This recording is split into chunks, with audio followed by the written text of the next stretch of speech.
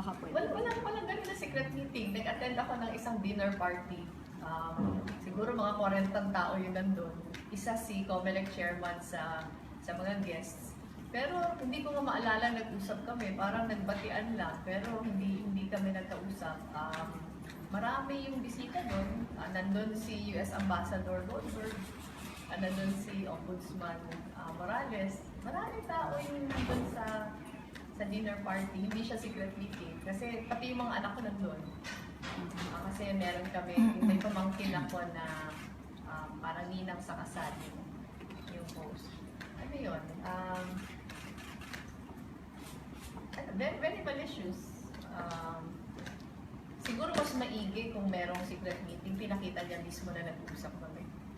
Kasi wala namang ganon. Ako ang naalala ko lang na exchange namin, nag-hi ako, either papasok o paalis, hindi ko maalala. Pero hindi kami nagkausap na usap.